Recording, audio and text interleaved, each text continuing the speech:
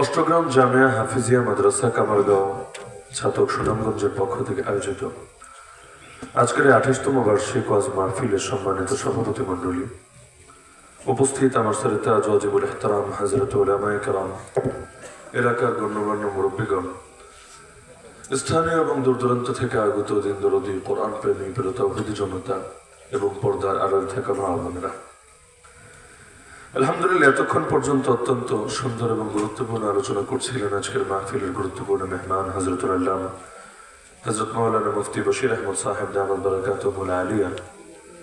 আল্লাহ তাআলা হযরতের ইলমে, আমলে, হায়াতে, পরিবারে সবকিছুতে বরকত দান করুন। আমাদের সবাইকে তার উত্তম পরামর্শ ও দিক নির্দেশনাগুলোকে আমলে পরিণত করার তৌফিক দান করুন। কিছুক্ষণের মধ্যে মাহফিলের অন্যতম আকর্ষণ তিনি এসে উপস্থিত হবেন। লম্বা চড়া আলাপ করবো না, অল্প সময়ের মধ্যে মৌলিক দু একটা বার্তা আলোচ করে আলোচনা নীতি টানবো ইনশাআল্লাহ। যে আয়াত আমি খুতবার মধ্যে পাঠ করেছি, সূরাতুল বাকারার এই আয়াতে রব্বুল আলামিন মুমিনদেরকে আদেশ দিচ্ছেন, ওয়াস্তাঈনু, তোমরা সাহায্য প্রার্থনা করো। সাহায্য তো প্রার্থনা করতেই হবে, কারো না কারো সাহায্য নিয়ে জীবনে তো চলতেই হবে। আর আমরা সকলে জানি সাহায্য করার মতো ক্ষমতা একজনেরই আছে, তিনি কে? আল্লাহ তাআলা যদি তৌফিক না দেয়, পৃথিবীর সকলে মিলেও কোনো উপকার করতে পারে না। আর আল্লাহ তাআলা যদি কপালের মধ্যে ভালো কিছু লিখে রাখে, সবাই মিলেও সেটা ঠেকিয়ে দিতে পারে না। আল্লাহ রাসূল নামাজের পরে আল্লাহর কাছে যে দোয়াগুলো করতেন, এর মধ্যে আল্লাহ রাসূলের দোয়ার মধ্যে এটাও আছে, আল্লাহুম্মা লা মানিআ লিমা আতাইত ওয়া লা মুতিআ লিমা মানাত। হে আল্লাহ, আপনি যা কিছু দেন সেটাকে কেউ ফিরাতে পারে না, আর যা কিছু ফিরিয়ে রাখেন সেটা এনে কেউ দিতে পারে না। তো আল্লাহ শিখিয়ে দিচ্ছেন, ওয়াস্তাঈনু, তোমরা সাহায্য প্রার্থী যে হবে আল্লাহর কাছে। কিসের মাধ্যমে সাহায্য প্রার্থনা করবা? আল্লাহ শিখিয়ে দিচ্ছেন দুই জিনিসের মাধ্যমে আল্লাহর কাছে সাহায্য প্রার্থী হবা। বিসসবরি ওয়াসসালাহ, এক নম্বর জিনিসের নাম হলো সবর, দুই নম্বর জিনিসের নাম হলো সালাত বা নামাজ। আল্লাহ নিজে আদেশ দিয়ে নিজেই আবার বলে দিচ্ছেন, ওয়া ইন্নাহা লাকাবীরাতুন, তবে এটা সহজ না, এটা বড় জটিল, বড় কঠিন। তবে ইল্লা আলাল খাশিঈন, আল্লাহর সামনে যারা নিজেকে সঁপে দিয়েছে, আল্লাহর উদ্দেশ্যে যারা বিনয়ী হয়েছে, তাদের জন্য এটা মোটেও কঠিন না, বরং তাদের জন্য এটা একেবারেই সহজ, একেবারেই মজাদার। তো যাদের দিলে আল্লাহ নাই, তাদের জন্য এটা সহজ না, বরং এটা অনেক কঠিন, অনেক জটিল। আলহামদুলিল্লাহ।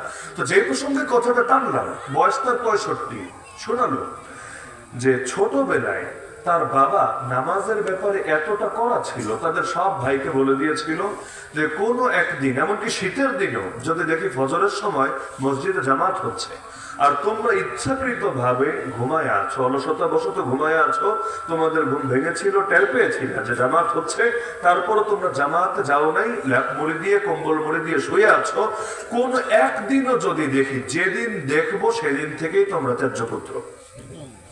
করা হুঁশিয়ারি, যেদিন দেখবো সেদিন থেকে ত্যায্যপুত্র, একেবারে দেখা মাত্রই ঘাড় ধাক্কা দিয়ে যে ঘর থেকে বের করব, আর কোনোদিনও ঘরে উঠাবো না। তো সুতরাং যদি আমার ঘরে থাকতে চাও, আমার এখানে স্বাভাবিকভাবে জীবন যাপন করতে চাও, নামাজ কাজা করা যাবে না। তো তার বাবাও ছিল করা। অনেক বাবা থাকে বহু কিছু বলে, শক্ত কথা বলে, তো কাজের বেলায় তেমন কিছু করে না। সন্তানরা আবার এগুলো খেয়াল রাখে, রেখে রেখে ওইভাবে চলে, হুমকি দেয়, মোবাইল ধরলে তোর খবর আছে। কিন্তু পোলাপান সারাদিন মোবাইল নিয়ে থাকে, দেখে না, তেমন কিছু বলে না, এরকম হয়। কিন্তু আবার কিছু বাবা আছে এমন, মুখ দিয়ে যা বলেছে তো বলেছে, দুনিয়া উল্টে যেতে পারে, তো তার জবান চেঞ্জ হবে না। আলহামদুলিল্লাহ, অনেকে জবানের ব্যাপারে এতটা করা থাকে যে তার জবান রক্ষায় সচেষ্ট, তার জবানের ব্যতিক্রম হয় না। তো তার বাবা করা ছিল, এজন্য ভয়ে, বাপের ভয়ে এই পরিমাণ নামাজের ব্যাপারে সচেষ্ট হয়েছিল। ওই শৈশবেও কখনো ফজর নামাজও, যার ফজর ঠিক, তার বাকিগুলো নিয়ে আর বলা লাগবে না, বাকিগুলো এমনি সহজে ঠিক, ওই ফজর নামাজও তার মিস হতো না, জামাতে পড়তো। আমাকে বললো, হুজুর, ওই বাপের ছোটবেলার শাসনে আল্লাহ এমন বরকত দেওয়া দিয়েছে, এই 65 বছর বয়সে এসেও, এই বুড়া হয়েও, এই শরীরের মধ্যে এত রোগ ব্যাধি নিয়েও এখনো পর্যন্ত আলহামদুলিল্লাহ ফজর তো ফজর, কোনো এক রাতে আলহামদুলিল্লাহ তাহাজ্জুদ মিস হয় না। ছোটবেলায় বাপ যে মেরে মেরে দিলের মধ্যে নামাজের মহব্বত ঢুকিয়েছে, বুড়া হওয়ার পরও এখনো কিন্তু সেই বাপরে মহব্বতের সাথে স্মরণ করছে, তার জন্য দোয়া করছে। আর ছোটবেলায় যদি আদর করে করে নামাজ অভ্যস্ত না করতো তাহলে কিন্তু এই দোয়াটাও দিল থেকে বের হতো না, এবং এই বুড়া বয়সে এসেও আল্লাহর বান্দাকে আল্লাহ নিয়ামত দান করতো না।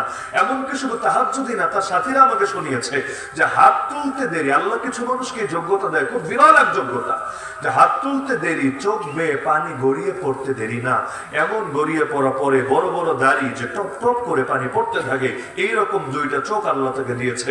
আমি শুনে বললাম আল্লাহ মনে হয় তার বান্দাকে জান্নাতের জন্য কবুল করেছে, কারণ দুইটা চোখ এমন আল্লাহ জাহান্নামে ফেলবে না। এক চোখ হলো আইনুন বাকাত মিন খাশিয়াতিল্লাহ, যেই চোখ আল্লাহর ভয়ে কাঁদে, আল্লাহর ভয়ে অশ্রু ঝরায়, ওই চোখকে আল্লাহ কখনোই জাহান্নামে ফেলবে না, কারণ 7 সমুদ্রের পানি ঢেলে দিলেও জাহান্নামের কিচ্ছু হয় না।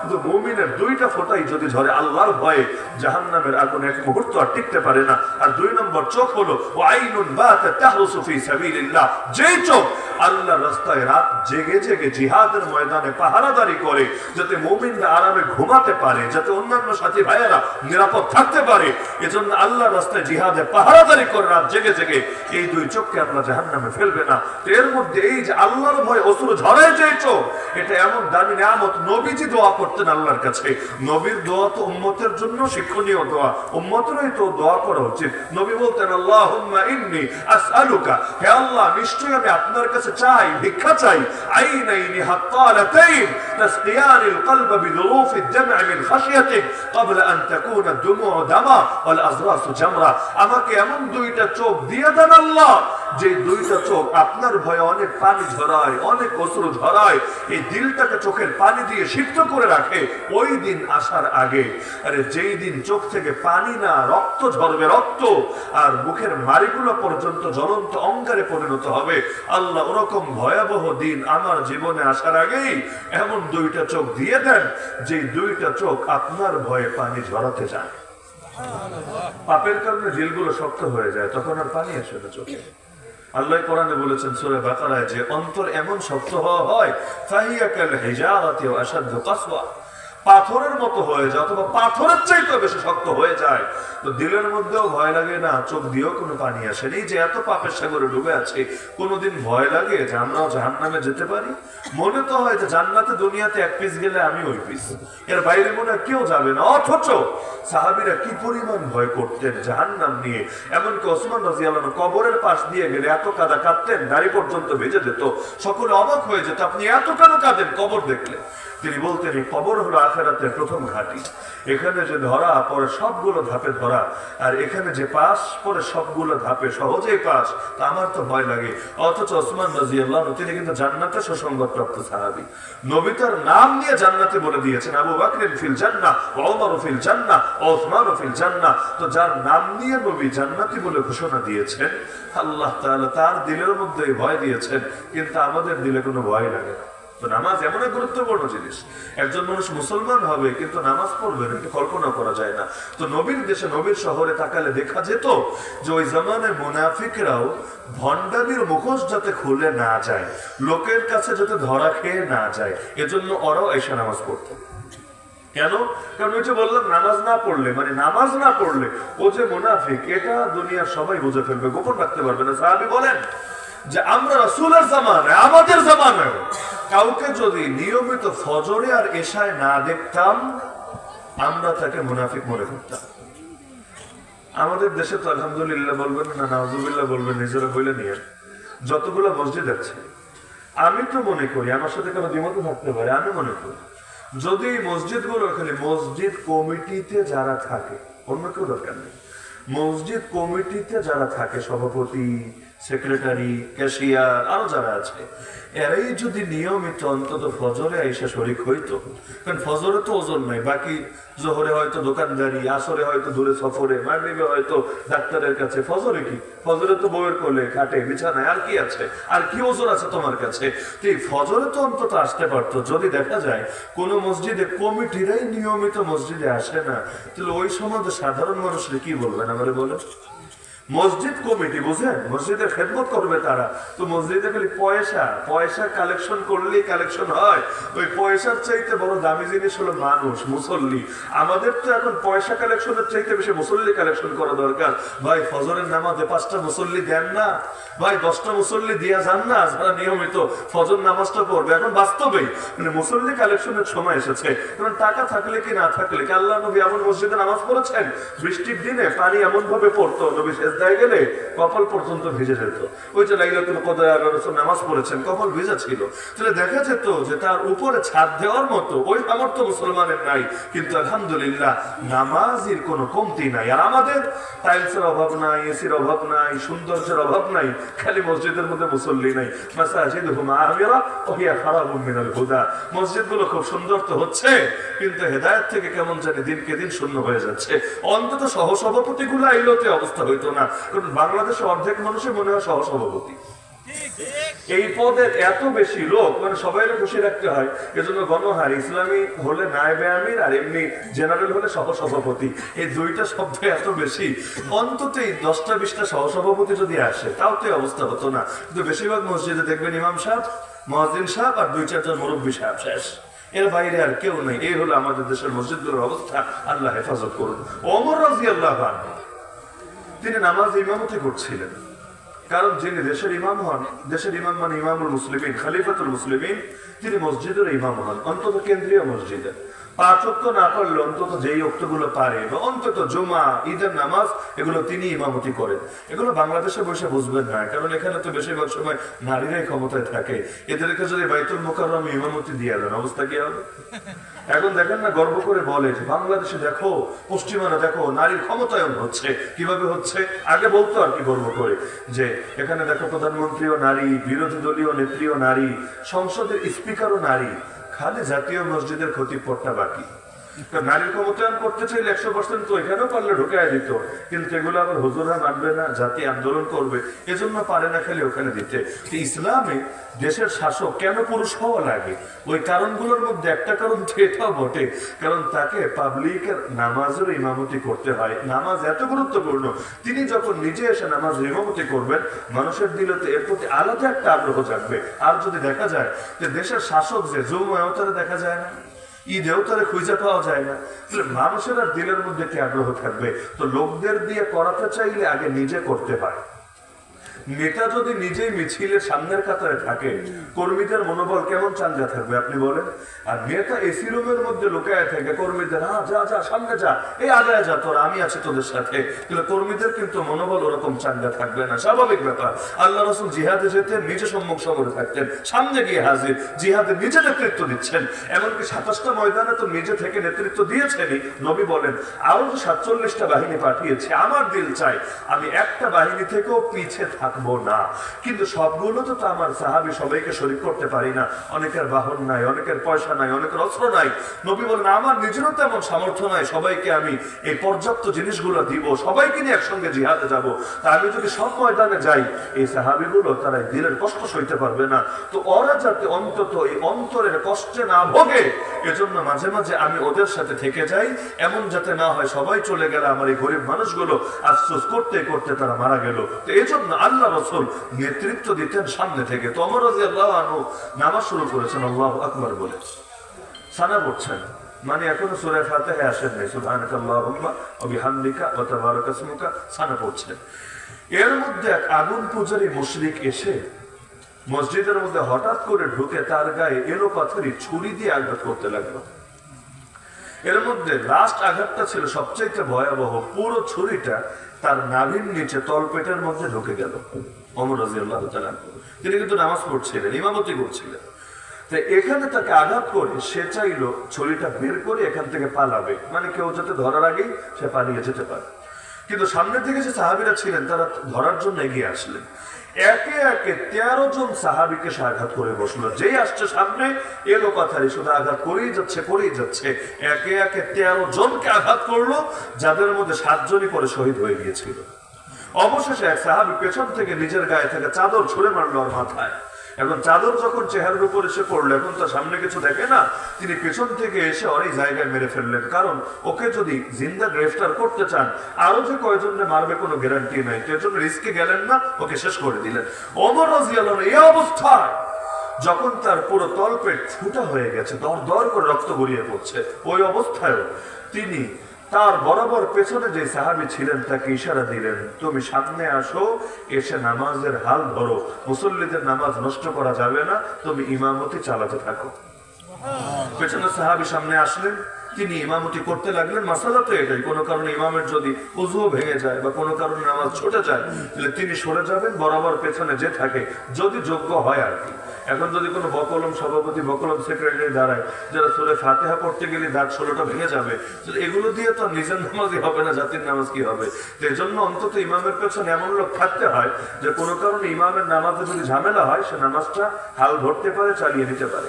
ওমর রাদিয়াল্লাহু তাআলা আনহু বেশিক্ষণ টিকতে পারলেন না, তিনি বেহুশ হয়ে পড়ে গেলেন সেখানে। নামাজ শেষে তাকে ধরাধরি করে রুমে নিয়ে যাওয়া হলো।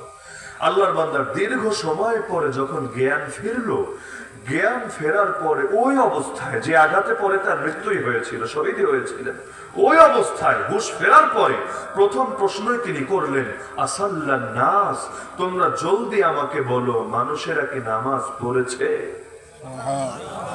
প্রথম প্রশ্ন এটা। সবাই বললো, না আমিরুল মুমিনিন, হ্যাঁ লোকেরা নামাজ পড়ে নিয়েছে। তিনি বলেন, জলদি আমাকেও উযু করাও। রক্ত কিন্তু তখনও যাচ্ছে, তিনি কিন্তু আহত, প্রচন্ড আহত। তিনি বলেন, জলদি আমাকে উযু করাও। ওই অবস্থায় লোকে তাকে উযু করালো। মাযুর, কারো যদি এমন হয় যে নাক দিয়ে অল টাইম রক্ত পড়ে, তাহলে তার নামাজ নাই, বিষয়টা এমন না, তাহলে সে মাযুরের ফতোয়ার উপর আমল করবে, সে কিভাবে উযু করবে, কিভাবে নামাজ পড়বে, এগুলো বিস্তারিত ফতোয়ার কিতাবে আলোচনা আছে। তো তিনি উযু করে ওই অবস্থায় তিনি সংক্ষিপ্ত সূরা দিয়ে 2 রাকাত নামাজ শেষ করলেন। এরপর তিনি বললেন, লা ইসলামা লিমান তারাকা সালাহ, যারা সালাত তরক করে, যারা নামাজ ত্যাগ করে, ওদের কোনো ইসলামই নাই, ওরা নিজেদেরকে মুসলিম দাবি করার নৈতিক কোনো ভিত্তি নাই।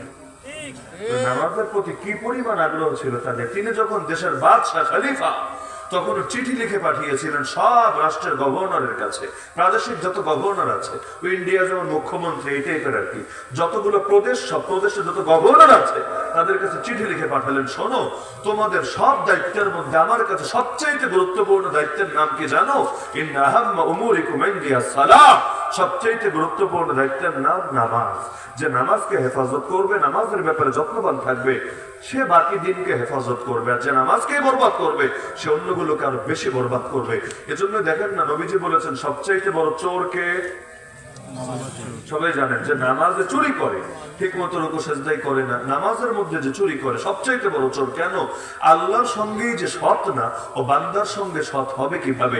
আপনি যতই পুলিশ বাড়ান, যতই বিচার বিভাগ সোজা করেন, মানুষের দিলে যদি আল্লাহর ভয় ঢুকাতে না পারেন, দেশ কখনো ঠিক করতে পারবেন না। শুধু আইন দিয়ে দেশ হয় না, শুধু পুলিশের লাঠি দিয়ে দেশ চলে না, বরং দেশকে ঠিক করতে চাইলে মানুষের দিলে আল্লাহর ভয় ঢুকাতে হয়। আইনের লোকই তো বেআইনি কাজ করে, তারে ঠেকাবে কে? আপনি করলেন হয়তো আইনের লোকে সে ঠেকাবে, আইনের লোকে যখন বেআইনি কাজ করে, তারে ঠেকাবে এটাকে? আমাকে বলেন। ঠেকাতে পারে একটা জিনিসে, সেই জিনিসের নাম আল্লাহর ভয়। আর যার নামাজ নেই, ওর আবার কিসের আল্লাহর ভয়? ইন্না সালাতা তানহা আনিল ফাহশাই ওয়াল মুনকার, ওই যে কোন লেখা আছে দেখেন, নিশ্চয়ই নামাজ অশ্লীল ও খারাপ কাজ থেকে বিরত রাখে। আমি ঢোকার পরে দেখেছি, নিশ্চয়ই নামাজ অশ্লীল ও খারাপ কাজ থেকে বিরত রাখে। নামাজের এই যোগ্যতা আছে, দিলের ভেতরে ইমানকে মজবুত করে। মজবুত, আমরা পাপ কোনটা জানি না, বিষয়টা এমন না, সব জানি, কিন্তু দিলের হিম্মতটা দুর্বল হয়ে গেছে, জানি, তারপরে ছাড়তে পারি না। এই নামাজের মধ্যে পাওয়ার আছে, আলহামদুলিল্লাহ। দিলের হিম্মতকে এমন বাড়ায় যে মানুষ সহজেই পাপ ছেড়ে দিতে পারে। বুজুর্গদের সোহবতে গেলে কি হয়, দুনিয়াতে কেউ কারো পথ ভাই চলে দিতে পারে না, এটা সম্ভব না। যত বড় পীর হোক, যত বড় আলেম হোক, কারো পথ কেউ চলে দিতে পারে না। একজনের পথ যদি আরেকজন চলে দিতে পারে, তো আল্লাহ রাসূল অন্তত খাজা আবু তালেবের পথ চলে দিতে পারে, কোনো সন্দেহ ছাড়া। কিন্তু আল্লাহ রসুল তার পথ চলে দেন নাই, সম্ভব না। তাহলে কি পারে? বুজুর্গদের কাছে গেলে কি হয়? আলহামদুলিল্লাহ, তাদের সোহবতে গেলে ভেতরের হিম্মতটা মজবুত হয়। হিম্মত, ওই হিম্মতের দ্বারা পাপ ছাড়াটা সহজ হয়ে যায়। মূল বিষয় এটাই, এই হিম্মতটাকে মজবুত করা। তো নামাজ আলহামদুলিল্লাহ হিম্মতকে মজবুত করে। বিশেষ করে কেউ যদি তাহাজ্জুদ পড়ে, কোরআনে আছে সূরা মুজাম্মিল 29 নম্বর পারায়, ইন্না নাশিআতাল লাইলি হিয়া আশাদ্দু ওয়াতআ, রাতের নামাজ, তাহাজ্জুদের নামাজ নিজের নফসকে দমন করার ক্ষেত্রে সবচাইতে কার্যকর ওষুধ। কেউ যদি এটা কন্টিনিউ করে, তার নফস তার কাছে পরাজিত হবেই হবে। এটা এমন এক অস্ত্র যে অস্ত্র মিস হবে না। বলছিলাম যে দুই জিনিসের মাধ্যমে সাহায্য চাইতে হবে। যদি আল্লাহ বলে দিয়েছেন কঠিন, কিন্তু আমরা যারা আল্লাহকে মহব্বত করি আমাদের তো এটা জয় করতে হবে। এক নম্বর জিনিসের নাম সবর। সবর কাকে বলে? তিন জিনিসকে সবর বলে। কয় জিনিস? আপনারা তো বোঝেন সবর মানে খেলে ধৈর্য ধরা না, এটা সবরে খণ্ডিত অনুবাদ। সবর মানে তিন জিনিস। কয় জিনিস? এক নম্বরে আল্লাহকে ভয় করে গুনাহ ছেড়ে দেওয়া, সবর আনিল মাসিয়া। তার মানে যারা গুনাহ করে একটারও সবর নাই। কারণ গুনাহ করতে চাইলে সবর করাই লাগবে, গুনাহ ছাড়তে চাইলে সবর করাই লাগবে। যারা ধরেন গান না শুনলে ঘুমিয়ে আসে না, পরে যদি আপনি বলেন গান শুইল না, তাহলে সবর করা লাগবে নাকি লাগবে না?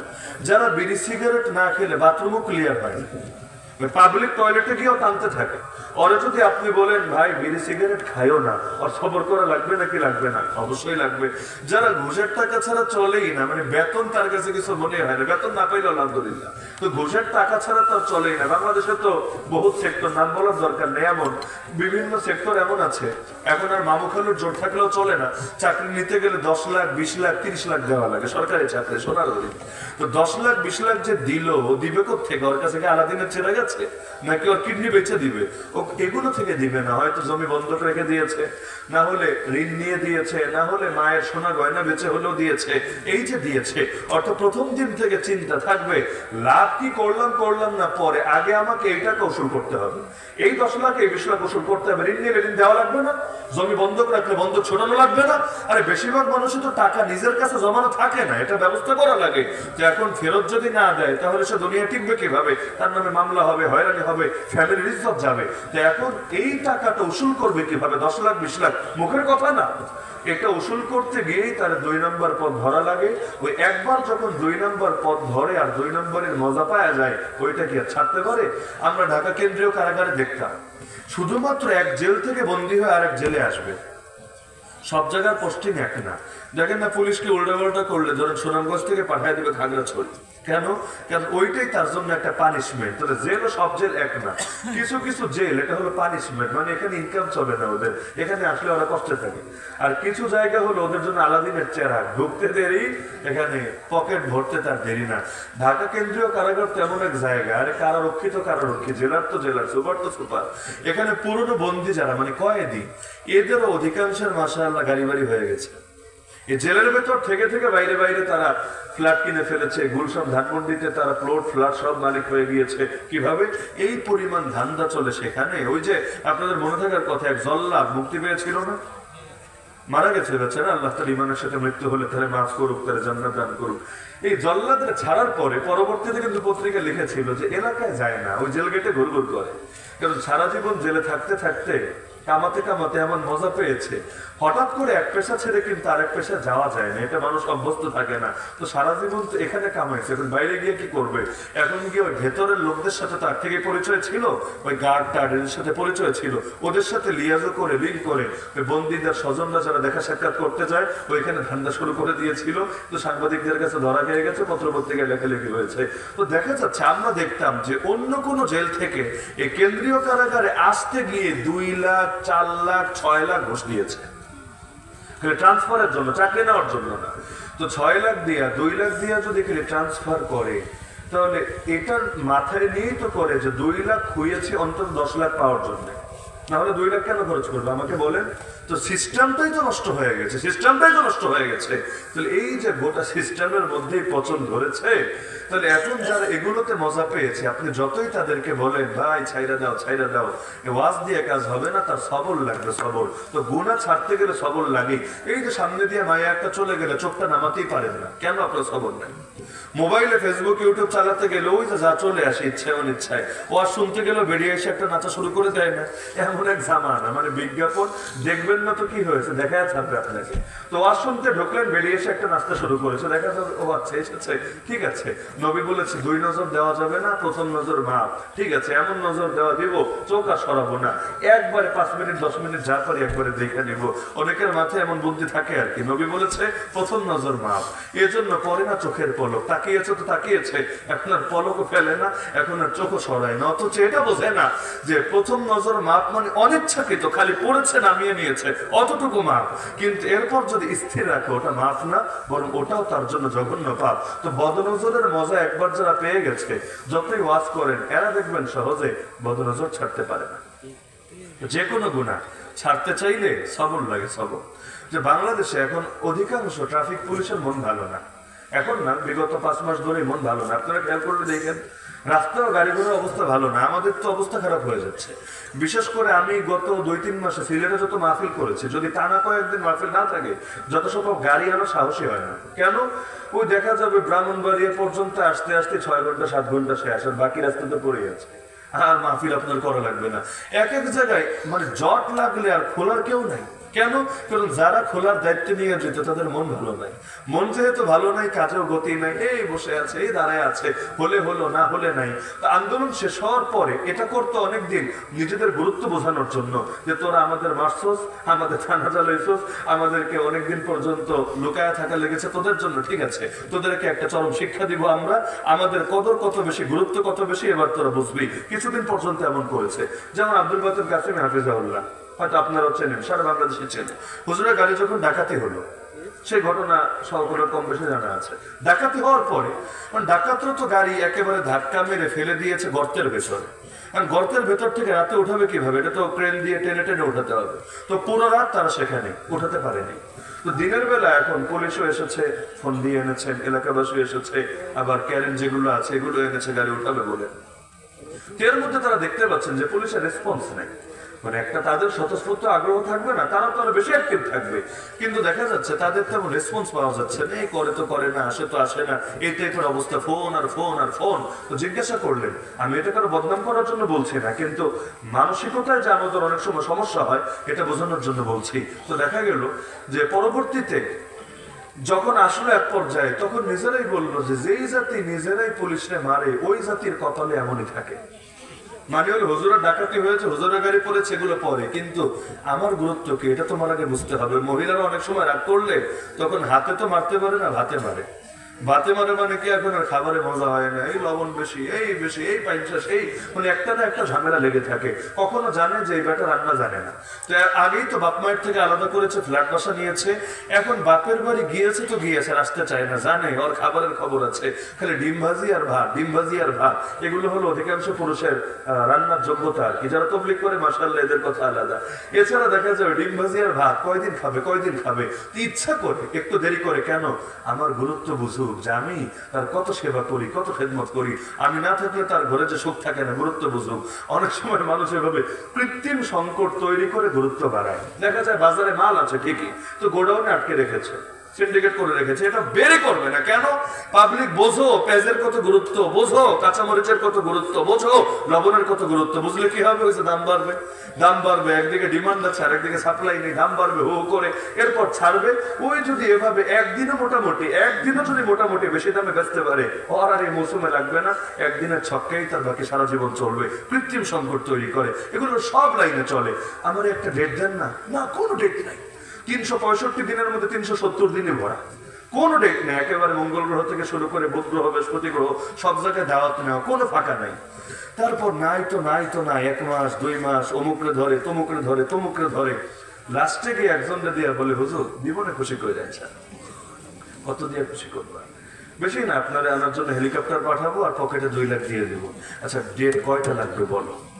তাহলে এই ডেটটা শুরুতে আসলো না কেন, বের হলো না কেন? আমি কাউরে আগেই বলছি, কষ্ট দেওয়ার জন্য বলছি না। তো সমাজে একটা উদাহরণ থাকলেও এরকম আছে, একটা না, বহুত আছে। নিজেরা ইচ্ছা করে কৃত্রিম সংকট তৈরি করে দাম বাড়ায়। কেন?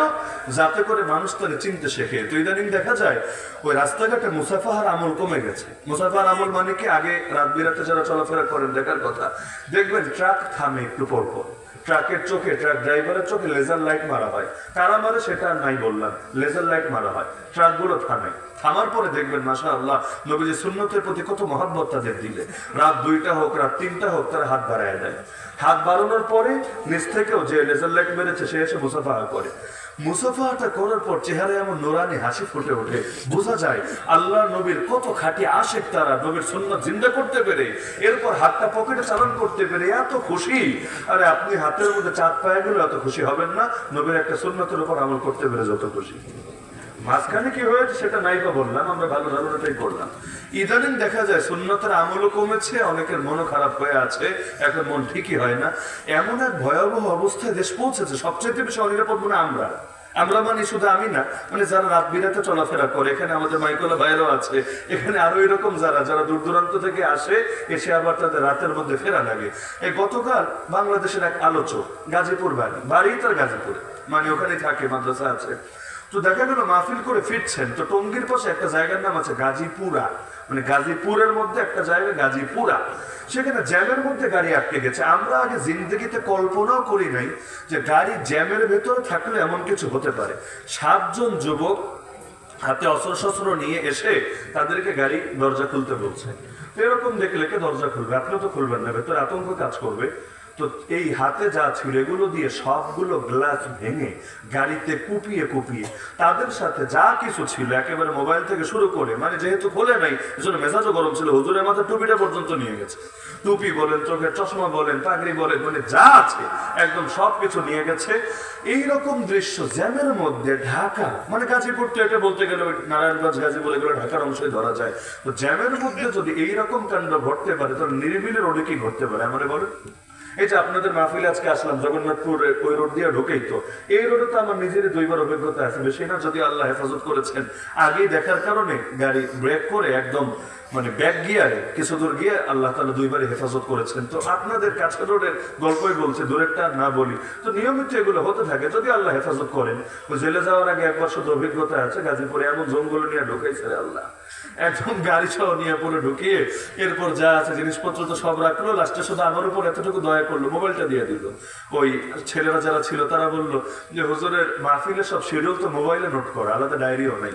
এখন যদি তুমি মোবাইলটা নিয়ে যাও কতগুলো মানুষের বদদোয়া পাবা হিসাব আছে?